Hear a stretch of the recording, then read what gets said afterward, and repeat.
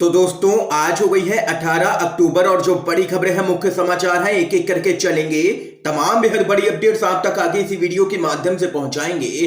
तो वहीं दोस्तों, खबरों की तरफ चलने से पहले आप लोगों से एक छोटा सा निवेदन है कि अगर आप लोग भी केंद्र की मोदी सरकार को हर मोर्चे पर फेल मानते हैं और किसानों के समर्थन में खड़े हैं तो अभी इस वीडियो को लाइक कीजिएगा, चैनल को सब्सक्राइब करके बेल के आइकन को जरूर दबाइएगा दोस्तों, और कमेंट बॉक्स में किसानों के समर्थन में कमेंट करना बिल्कुल भी मत भूलिएगा। जय जवान जय किसान। तो आइए दोस्तों, पहली बड़ी खबर आप लोगों को बताते चलें। रेल रोको आंदोलन, आज सुबह 10 से शाम 6 बजे तक ट्रेनें रोकेंगे किसान। मंत्री अजय मिश्रा की बर्खास्तगी व गिरफ्तारी की है मांग, आप लोगों को बताते चले।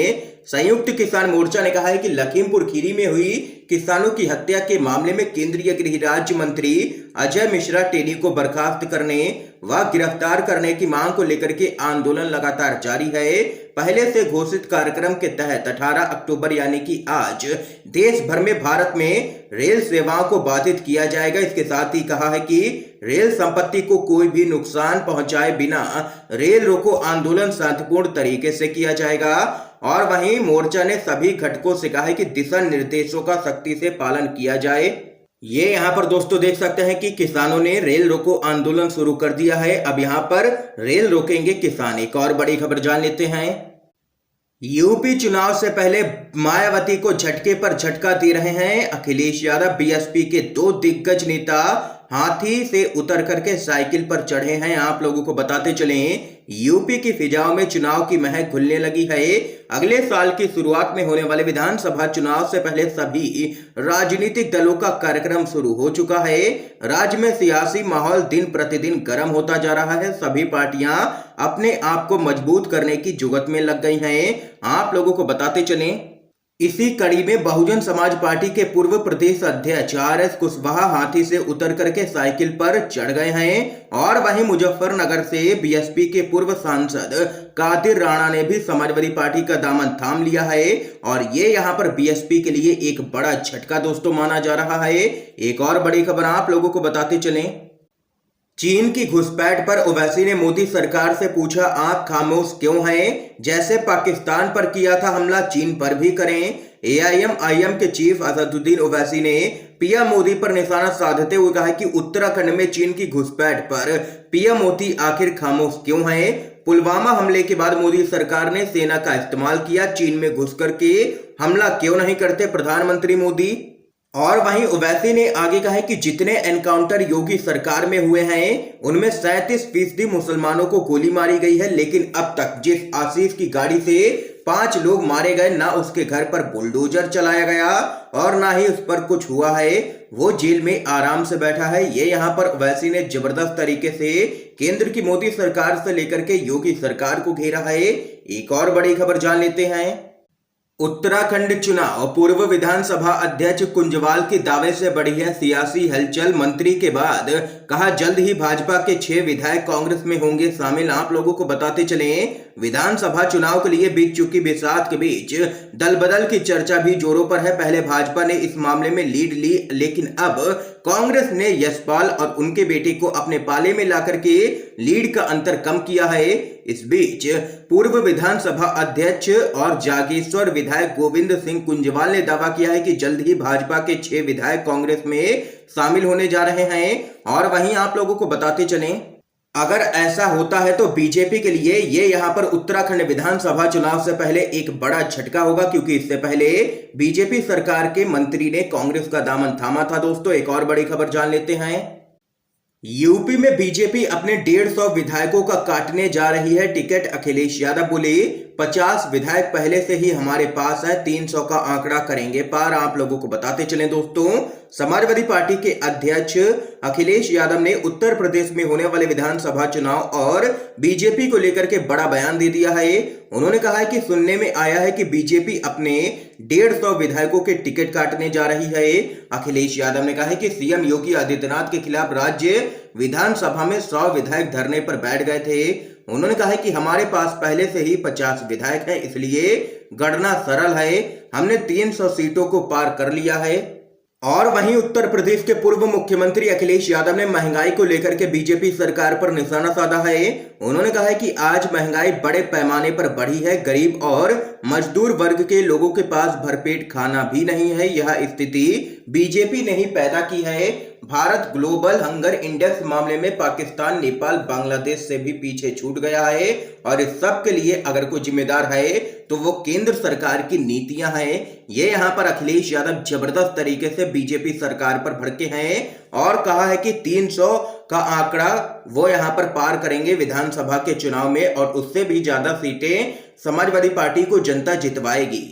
दोस्तों, आप लोगों की क्या कुछ राय है? समाजवादी पार्टी कितनी सीटें जीत सकती है विधानसभा के चुनाव में? आप लोग अपनी राय जरूर बता सकते हैं कमेंट बॉक्स में। एक और बड़ी अपडेट की तरफ चलते हैं। सुप्रीम कोर्ट का निर्देश, खुफिया सुरक्षा एजेंसियों को आरटीआई के दायरे में लाने पर फैसला करे दिल्ली हाई कोर्ट। आप लोगों को दोस्तों बताते चलें, सुप्रीम कोर्ट ने दिल्ली हाई कोर्ट को निर्देश दिया है कि वह जल्द इस बारे में फैसला करे कि देश की खुफिया और सुरक्षा एजेंसियों पर सूचना का अधिकार कानून यानी कि आरटीआई लागू हो सकता है या नहीं।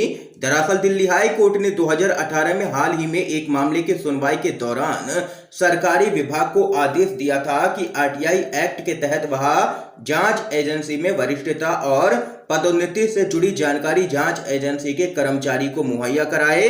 इसी के खिलाफ केंद्र सरकार सुप्रीम कोर्ट पहुंची, जिस पर अब यह टिप्पणी सुप्रीम कोर्ट के सामने निकल के आई है। दोस्तों, इस बीच एक और बड़ी खबर आप लोगों को बताते चलें।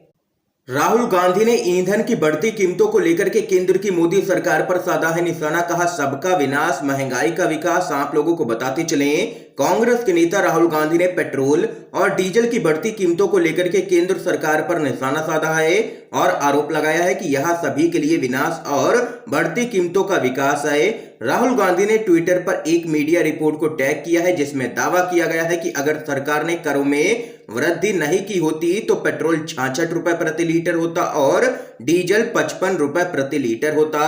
राहुल गांधी ने आरोप लगाया है कि सरकार कर उगाही में लिप्त है और राहुल गांधी ने टैक्स एक्सटॉर्शन हैशटैग का इस्तेमाल करते हुए हिंदी में ट्वीट किया है, सबका विनाश, महंगाई का विकास। ये यहाँ पर दोस्तों जबरदस्त तरीके से केंद्र की मोदी सरकार पर राहुल गांधी भड़के हैं। पेट्रोल और डीजल के बढ़ते हुए दामों को लेकर के एक और बड़ी खबर जान लेते हैं। इनके खिलाफ आवाज उठाओगे तो टायर से कुचल दिए जाओगे, अखिलेश यादव का सरकार पर जोरदार हमला। आप लोगों को बताते चलें, समाजवादी पार्टी के राष्ट्रीय अध्यक्ष अखिलेश यादव ने योगी आदित्यनाथ के नेतृत्व वाली सरकार पर जमकर के हमला बोला है। उन्होंने कहा है कि सरकार के 4.5 साल पूरे हो गए लेकिन पूरे प्रदेश में कहीं यहां पर कोई भी विकास का कार्य नहीं किया गया है। पढ़ाई तक चौपट कर दी है सरकार ने, रोजगार के नाम पर कुछ नहीं किया है। इनके पास दिखाने के लिए सूची और आंकड़े भी नहीं है। अखिलेश यादव ने नाम लिए बगैर लखीमपुर खीरी की घटना की तरफ इशारा करते हुए कहा कि अगर इनके खिलाफ आवाज उठाओगे तो टायर से कुचल दिए जाओगे। और वहीं उन्होंने कहा है कि जब सपा का घोषणा पत्र बनेगा तब तमाम कर्मचारियों की समस्या का समाधान कैसे हो इसका ध्यान रखा जाएगा। समय समय पर अगर दिक्कत आएगी कर्मचारियों को तो उसको भी सही करेंगे। ये यहाँ पर कहना है अखिलेश यादव का। दोस्तों, इसके साथ ही दोस्तों एक और अपडेट की तरफ चलते हैं। खाद की कीमत बढ़ाने पर प्रियंका गांधी का केंद्र पर हमला। कहा महंगाई की बोझ तले दबे हैं मजदूर किसान, सिर्फ मोदी मित्र हो रहे हैं धनवान। आप लोगों को दोस्तों बताते चलें, कांग्रेस की महासचिव प्रियंका गांधी ने बुवाई की सीजन से पहले खाद की कीमतें बढ़ाने के लिए केंद्र सरकार पर हमला बोला है। प्रियंका गांधी ने एक ट्वीट में कहा है कि बीजेपी सरकार ने एनपीके की कीमत 275 रुपए और एनपी 20 रुपए बढ़ा दी है। डीजल की कीमतें रोजाना बढ़ रही हैं और 100 रुपए तक पहुंच गई हैं। बीजेपी शासन में मजदूर और किसान महंगाई के बोझ तले दबे हैं लेकिन सिर्फ मोदी के दोस्त ही अमीर हो रहे हैं। ये यहाँ पर दोस्तों देख सकते हैं कि खाद की कीमत बढ़ने पर प्रियंका गांधी जबरदस्त तरीके से मोदी सरकार पर भड़की हैं। एक और बड़ी खबर बताते चले आप लोगों को। शिवसेना के नेता संजय राउत बोले सरकारी हत्याओं ने अब कॉन्ट्रैक्ट किलिंग की जगह ले ली है, सुपारी जांच एजेंसी को दी जा रही है। आप लोगों को बताते चलें, जांच एजेंसियों के दुरुपयोग को लेकर के शिवसेना के सांसद संजय राउत ने केंद्र सरकार पर जबरदस्त हमला बोला है। उन्होंने कहा है कि महाराष्ट्र में राजनीतिक प्रतिद्वंदियों को खत्म करने के लिए अब कॉन्ट्रैक्ट किलिंग की जगह सरकारी हत्याओं ने ले ली है और इसकी सुपारी जांच एजेंसी को दी जा रही है। संजय राउत ने कहा है कि केंद्र सरकार ने शिवसेना के नेतृत्व वाली महाविकास आघाड़ी सरकार में कुछ मंत्रियों को परेशान करने के लिए उनके पीछे प्रवर्तन निदेशालय यानी कि ईडी और आयकर विभाग को लगा दिया है। ये यहां पर दोस्तों देख सकते हैं, संजय राउत ने जबरदस्त तरीके से ईडी, सीबीआई और आईटी के दुरुपयोग पर घेरा है केंद्र की मोदी सरकार को और जबरदस्त तरीके से लगा दी है फटकार। इस समय की आज की सभी बड़ी खबरें थी जो हमने आप लोगों तक पहुंचाई है दोस्तों UNVDB के माध्यम से।